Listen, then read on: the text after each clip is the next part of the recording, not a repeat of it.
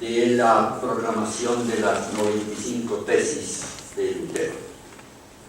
Justo hace un año, el 31 de este mes de octubre, en Suecia, estuvo el Papa Francisco saludando a sus hermanos luteranos, como él dijo, dándoles un abrazo de cordialidad y de paz. ¿Quién hubiera dicho que un Papa iba a estar con la fiesta, ceremonia de celebración de los luteranos? Quiere decir que las cosas han cambiado mucho en estos 500 años. El mundo ha cambiado y justamente queremos esta noche hacer un repaso de lo que pasó en aquella época. Son tres aspectos que queremos tocar. Primero, la parte histórica, qué pasaba en ese tiempo, qué se leía, qué se hacía, qué dominaba, cómo estaba la política. Después, nuestro invitado, un pastor protestante, nos va a hablar de la parte luterana y un sacerdote católico de la parte de la Reforma Católica.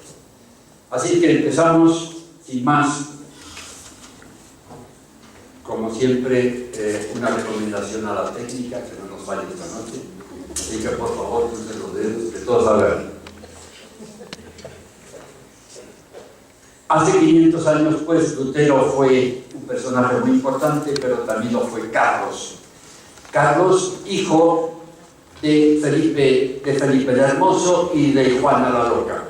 Nació en Gante porque Felipe era hijo de la duquesa de Dante, la condesa de Dante, María de Valois. Entonces nació allí nacieron entonces los 6 hijos, y entre ellos Carlos, que fue el primer hijo varón. Nadie pudo decir que iba a tener tanta fama, tanto poder este hombre, que nació en circunstancias muy especiales. Resulta que estaba celebrando una fiesta. Su padre, Felipe el Hermoso, era muy acostumbrado a las grandes fiestas. La esposa estaba embarazada, se sintió mal, fue al baño y allí ella sola dio a luz al que sería el hombre más poderoso del mundo. ¿Quién lo hubiera dicho? Entonces nace en Gante, y los abuelos, por parte del padre, eran 2 personajes famosos. Por un lado estaba ella, la duquesa de Borgoña, María I de Borgoña. Era entonces, Borgoña era un pequeño país que había adquirido mucha notoriedad, que había sido fundado en 1429, y justamente Felipe III, llamado también el inteligente, Felipe III quiso crear una compañía de caballería, una orden de caballería. Entonces primero se quiso afiliar con los ingleses, que tenían una famosa orden de caballería, pero por enemistad con el rey de Francia, total que él fundó la suya, y fue la orden, como verán entonces, del vellocinio de oro. Fue la cosa más importante que heredó de su abuela, Carlos, el vellocinio de oro, que entonces Felipe lo quiso organizar recordando a los trabajos de Jasón en búsqueda del vellocinio de oro, porque parece ser que allá en Borgoña el carnero era el personaje símbolo de brujas, y que había mucha industria del tejido, de la lana, etc. Entonces se eligió eso, y lo digo también por curiosidad, porque desde Carlos todos los descendientes de él y todos los reyes de España llevan este collar con el vellocinio de oro. Hay como ver un carnero de oro, y si algún día ven en televisión al rey actual Felipe VI en una gran fiesta, verán que porta también ese vellocinio de oro. O sea que esa fue ya una de las herencias de la duquesa de Borgoña. Por otro lado, el abuelo era nada menos que el emperador del Sacro Imperio Romano Germánico. No era un estado, era una asociación de principados de Alemania, que no se heredaban, no había herencia por sangre, sino que eran elegidos estos emperadores. Justamente tenían que elegir los 7 personas, de ellas 4 eran civiles y 3 eran arzobispos. arzobispos que en Alemania eran como un principado, príncipe obispo, tenían unas posesiones, una riqueza, y tenían el poder ese de participar en la elección de un nuevo emperador. El archiduque de Austria, porque Austria era en esa época el principado más importante de Alemania, de lo que iba a ser Alemania. Entonces, en el año 1519 fallece el emperador y él quiso que fuera su nieto Carlos I el heredero. Ya había comprado más o menos las votaciones, así es que en el año 1520 es nombrado Carlos V con apenas 20 años, nada menos que emperador del Sacro Imperio Romano Germánico. Germánico le pusieron el nombre porque eran principalmente principados y pueblos de Alemania, de Germania. Eso por parte de los abuelos paternos. Por parte de su madre y de su abuelo materno, Fernando de Aragón, la cosa es un poco más complicada. Acuérdense, los reyes católicos, Isabel y Fernando, que los tienen aquí delante, tuvieron entonces 5 hijos, uno varón que fue Juan, que murió enseguida, a poco tiempo después de casarse, y después era muy importante en esta época hacer matrimonios políticos. O sea que el amor no existía, existía solo el compromiso. Había que asegurar que los reinos no se dividieran, y entonces se casaban a veces entre familias, y eso fue justamente la perdición de la Casa de Austria por la consanguinidad, porque se casaban entre primos y al final el tronco de la familia se degeneró. En todo caso, aquí tenemos a Isabel, que la casan con Alfonso de Portugal, muere Alfonso, y la casan a Isabel con Manuel el Afortunado. Muere Isabel y entonces los reyes católicos a la única hija que le quedaba todavía soltera, María, la casan con él, y de ahí la hija es Isabel de Portugal. Muy importante esta Isabel de Portugal porque fue la esposa de Carlos I. Y como dijimos, empieza ahí la consanguinidad, eran primos hermanos, y justamente esta Casa de Austria que inició Carlos I, Casa de Austria o Casa de Habsburgo, terminó con 5 reyes después, 200 años después, con Carlos II el hechizado, porque la rama se había degenerado, no tuvo hijos, y ahí terminó la Casa de Habsburgo. En todo caso, tenemos aquí ya a Carlos I de España en el 1518, porque al morir Isabel de Castilla, heredaron la corona Felipe el Hermoso y su esposa Juana. Vienen a España para tomar posesión del reino.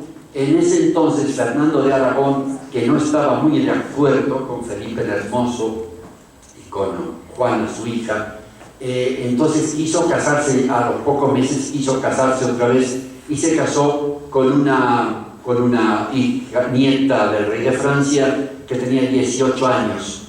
Él tenía 53, o sea que eran 35 años solo con el afán de tener un hijo varón que heredara el reino de Aragón, porque aunque España era una sola España, un solo reinado, pero estaba todavía el reinado de Castilla y de Aragón.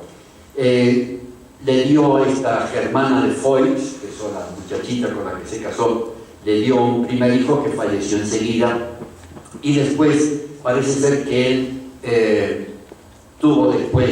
quiso tener más, procrear más, pero al final no pudo, y fue Carlos entonces el que heredó el reino también de Aragón.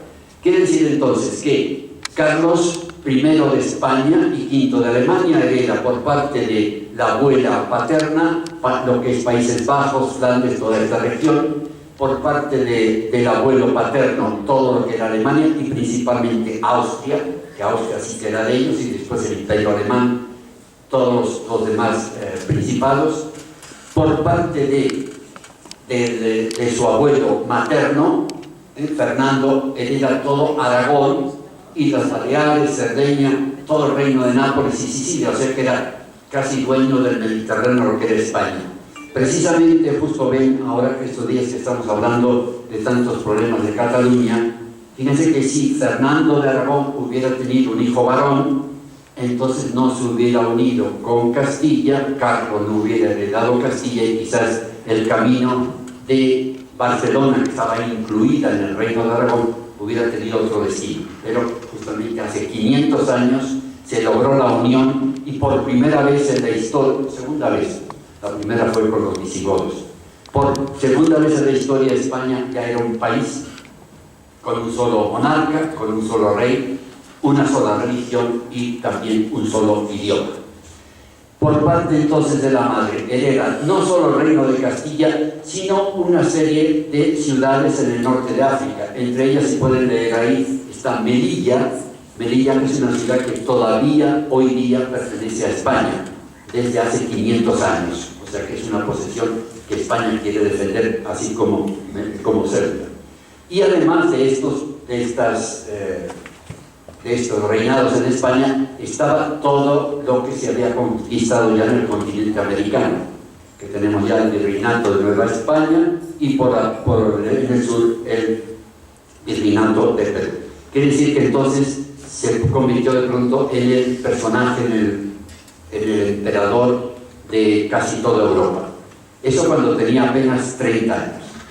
Pero ahí en el escudo imperial se reúnen, como ven, todas esas herencias de sus abuelos paternos y maternos, y al final tiene ese escudo donde, como ven, está el toisón de oro, está como en la parte preponderante con el carnero de Guayana. Después los escudos que ya saben del plus ultra y demás. Pero no era el único emperador, no era el único rey en Europa. Tenía en Francia a Francisco I, que fue el gran enemigo durante toda su vida, incluso después del hijo también fue el que venció a Carlos I. Quiso apoderarse de la parte norte de Milán, el Papa pide ayuda a Carlos I y vence a Francisco en la batalla de Pavía. Por un tiempo estuvo tranquilo, porque Francisco quiso también heredar o que lo nombraran como emperador del Sacro Imperio Romano Germánico. O sea que eran entre Francisco y Carlos, al final el Papa y los electores apoyaron a Carlos y fue elegido, pero siempre hubo ese problema, esa inquina entre los dos. Por otro lado estaba Enrique VIII con él no tuvo grandes problemas oficiales, militares, pero sí políticos, porque acuérdense que la tía de Carlos era Isabel, y estaba casada con Enrique, no le daba hijos, y entonces Enrique VIII se enamoró de Ana Bolena, quiso tener hijos varón, y entonces primero quiso divorciarse, pidió permiso al Papa, pero Carlos, el tío, influyó en el Papa para que no le diera el permiso del divorcio. Así es que, como no le dieron el divorcio, él consiguió que el Parlamento de Londres creara lo que se llamó el Acta de Supremacía en 1534, por la que decretaba que se convertía a Enrique VIII, al mismo tiempo que jefe del Estado de Inglaterra e Irlanda, en el jefe de la Iglesia anglicana. Y estaba también Solimán el Magnífico, en un hermoso retrato, de Tiziano. Este fue el emperador entonces del Imperio Otomano. Acuérdense que en 711 los árabes habían venido a través del norte de África, habían invadido España y dominado en España. Ahora en el 1500 ya no vinieron por el sur sino por el norte y quisieron también conquistar Europa, pero por el norte, y llegaron incluso hasta las puertas de Viena, Solimán con sus tropas. Además Solimán, el sultán, una persona muy inteligente, un gran hombre de Estado. Y Carlos I, ya emperador, tuvo que ir a Viena a defender la ciudad y por un tiempo pudo retener ahí a los otomanos, que siguieron siendo un gran peligro. Sobre todo, no solo aquí arriba, como les digo, fíjense que llegaron hasta Viena, sino que por el sur también fueron conquistando todo el norte de África, ayudados por Barbarroja, que era el pirata Barbarroja, que colaboraba con él y atacaban a los barcos españoles y cristianos en el Mediterráneo. Esto es muy importante, esta parte religiosa, porque acuérdense que para los musulmanes estaba unida la religión y el Estado. O sea que el jefe de un Estado era también el jefe religioso, y que donde ellos estaban imponían su religión. Entonces el mundo cristiano tenía mucho miedo que este imperio otomano invadiera entonces esta parte europea e impusiera entonces la religión musulmana. Por eso el ataque tan fuerte contra ellos. Y después estaban los estados pontificios. Italia no era un estado todavía, no lo fue hasta mitad del siglo XIX. Y los 4 papas más importantes que nos tocaron, aquí pueden ver entonces que todo esto era de España, el reino de Nápoles, todo esto era los estados pontificios, y después estaban los estados Venecia, Génova y demás como estados pequeños. El primero fue Julio II.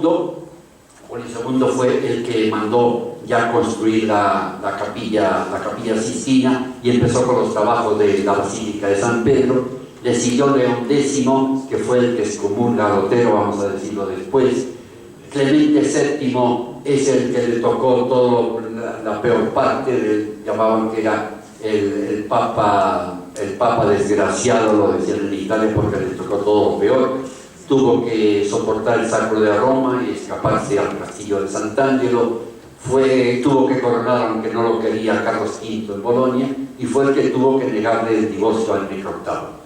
Él también lo obligó a Carlos I a que celebrara el concilio, un concilio reconciliador, que fue después del Concilio de Trento, pero solo se dio 11 años después de que él muriera. En fin, Pablo III, que fue el que ya pudo reunir al Concilio de Trento, y fue entonces cuando también, entre otras cosas, se fundó la Compañía de Jesús. Eso era un aspecto político y social. En el aspecto cultural e intelectual, empieza lo que se llamó la Edad Moderna, es decir, que entre la Edad Antigua, marcada por Grecia y por Roma, la civilización clásica, ahora empieza una nueva época que llaman moderna, y en medio queda justamente la Edad Media. Una de las características que marcó ese cambio fue la imprenta de Gutenberg en el año 1440-45, fue cuando empezó a imprimir ya los libros con tipografía que ya no era de madera, sino era aleación de plomo, o sea que se marcaba mucho mejor, trabajó también mucho mejor el papel, y empezó la imprenta, que fue lo que marcó la Edad Moderna, porque toda la información podía comunicarse y podía ir a todo el mundo, esa información, cosa que antes costaba tanto porque había que transcribir los libros. El primer libro, que como bien saben fue la Biblia, hizo 150 Biblias, y después, si quieren para el recuerdo, entre 1450 y 1500 hubo 35.000 libros que se publicaron, y son los que hoy día se llaman incunables, es decir, los que nacieron en la cuna de la imprenta, los primeros, en casi todas las universidades europeas, e incluso, muy interesante, universidades de Hispanoamérica tienen varios libros incunables. Y estaba también Erasmo de Rotterdam, que fue el que empezó con el humanismo. En la Edad Media había estado marcada por el teocentrismo, o sea, todo lo religioso, el Dios, la espiritualidad. En cambio viene ahora una nueva corriente que es antropomórfica, es decir, centrada en el hombre, en lo que era el hombre, su desarrollo intelectual, su desarrollo cultural, su desarrollo moral. Y uno de los grandes intelectuales fue Erasmo de Rotterdam, como ven, filósofo, lingüista, teólogo holandés. Fue el que escribió el Elogio de la Locura, criticando la locura de dirigentes, no solo políticos, sino también eclesiásticos, que imponían sus normas, sus leyes, sin dejar al hombre que fuera libre intelectualmente. Fue el gran defensor de la libertad de pensamiento. Él además le dedicó, cuando cumplió Carlos los 15 años, la mayoría de edad, que ya empezó a heredar reinados, le dedicó un libro, La educación del príncipe, que marcó un poco la enseñanza en esa época, donde condenaba, por ejemplo, el castigo corporal, donde quería que se trataran a los alumnos como personas y no como máquinas que se le obligaba a hacer cosas. Fue muy interesante. Todas esas ideas humanistas influyeron, por supuesto, en las universidades. En España tenían la gran Universidad de Salamanca, fue una de las 3 primeras en Europa, y justamente en esta época, en el 99, el cardenal Cisneros funda la universidad en Alcalá de Henares, que Alcalá de Henares en latín era Complutum, y se llamó la Complutense, que era la universidad que después pasó a Madrid y hoy día todavía existe con ese nombre de Universidad Complutense. Ahí entonces se empezaron a enseñar cosas, estudios humanísticos, no tanto ya la filosofía y la teología, como fueron las principales primeras universidades, sino ya a variedad con estudios más humanos de ciencia, de medicina, de geografía, de historia, etc. Otra cosa muy importante fueron los descubrimientos. En América seguían ampliándose las conquistas de los hispanos y por primera vez se realiza la primera vuelta al mundo. Primera vuelta al mundo empezó Magallanes, terminó Elcano, fueron 3 años, salieron 500 barcos, salieron 5 barcos, regresó solamente uno, salieron 325 personas, solo regresaron 18, pero por primera vez se descubrió que Colón tenía razón y que saliendo de un punto se da la vuelta y se llega otra vez al mismo punto. Ese punto de salida y de llegada fue el puerto de Palos y, mejor dicho, Sevilla, porque hasta allí llegaban los barcos. Todo esto hizo que intelectuales como Francisco de Vitoria, y esto seguramente no lo leerán en los libros de la leyenda negra, que ellos no se acuerdan de mencionar a Francisco de Vitoria como el gran filósofo, el gran legista, que fue el que escribió sobre el derecho de gentes moderno, el que salió en defensa de los indios de América, el que pidió que se trataran por leyes al indio con el mismo respeto que a un español de España, porque decían que, por eso que no se llamaban colonias, sino que se llamaban virreinatos, es decir, que el indio dependía directamente del rey o de sus representantes, que eran el virrey. Todas esas leyes de defensa del indio se influyó en Carlos I, que impuso muchas de esas leyes y normas en América. Algunas de ellas, o algunos dirigentes la olvidaron, pero queda escrito que él fue el fundamento del derecho de gentes moderno y que varios países de Europa imitaron entonces los estudios de Francisco de Vitoria, un dominico que fue profesor en Salamanca. Todas estas cosas, todo este movimiento humanista hizo que empezara lo que se llamó el Renacimiento, es decir, el renacer, volver a nacer todo lo que fue Grecia y Roma con su arquitectura, su teatro, etc. Y los papas, empezamos entonces con Julio II, empezaron a traer a Roma, quisieron que Roma fuera un poco la capital del mundo también en la cultura, no tanto en religión, Roma era el centro de la cristiandad, pero quisieron hacer una Roma cultural. Entonces todos los grandes artistas de la época quisieron que vinieran a Roma. Por un lado estaban la famosa escuela veneciana, Tiziano, Tintoretto y Veronese.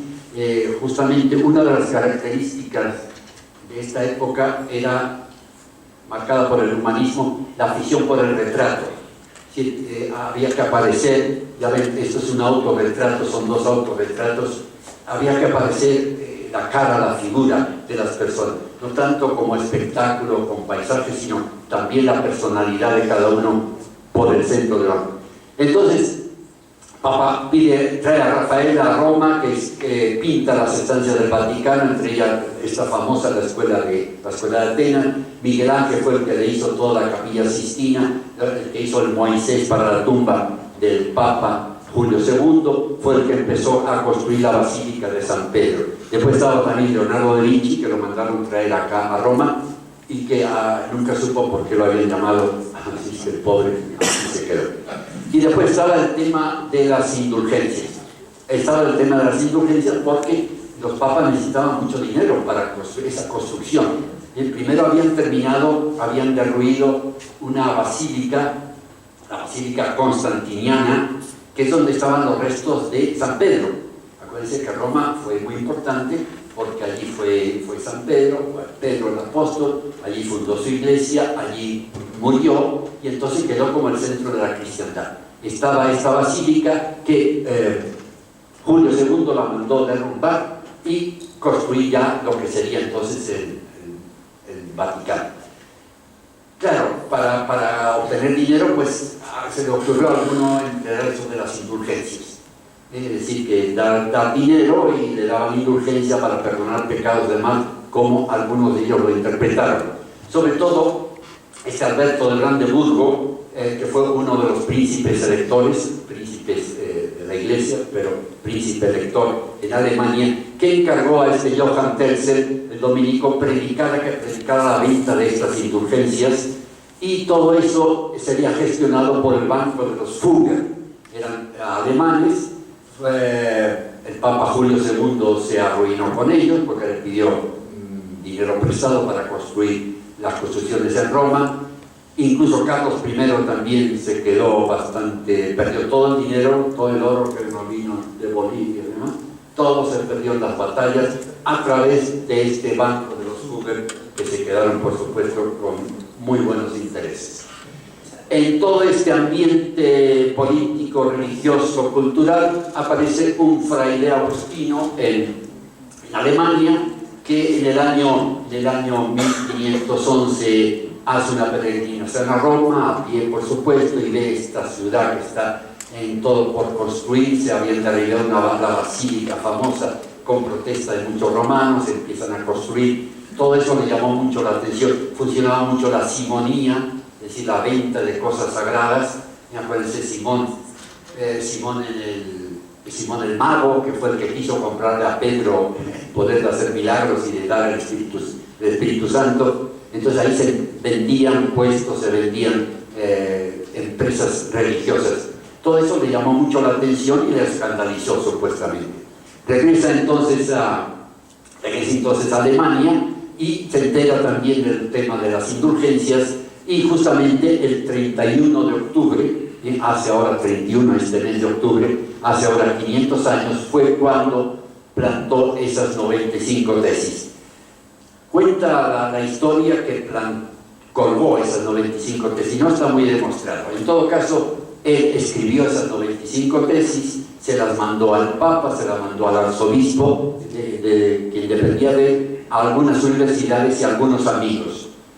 ¿Cuál fue su sorpresa cuando a las pocas semanas vio que a través de la imprenta este cuestionamiento al poder y eficacia de las indulgencias, que popularmente le dicen los 95 tesis, ya había corrido por toda Europa? Ya toda Europa se había enterado de estas 95 tesis, de esta crítica contra las indulgencias, que fue primero ese tema.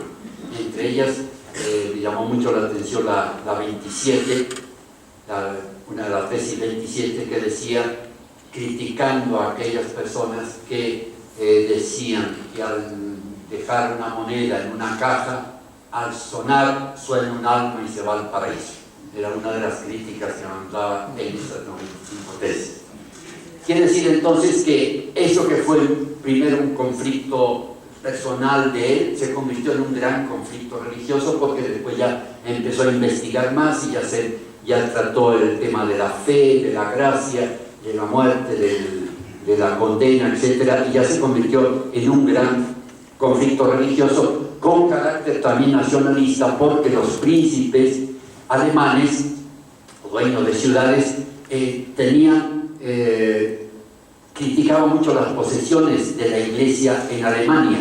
Criticaba a estos príncipes, estos arzobispos, príncipes de posesiones grandes, entonces, y querían también sacarse de encima el poder de la Iglesia en ello. Acuérdense que, por ejemplo, el emperador solo podía ser nombrado emperador definitivo cuando el Papa ya lo coronaba emperador. Entonces quisieron sacudirse esa influencia de la Iglesia y apoyaron entonces a estas reformas de Lutero, lo que se convirtió también en un problema económico, porque muchas de esas tierras se las retomaron de la Iglesia.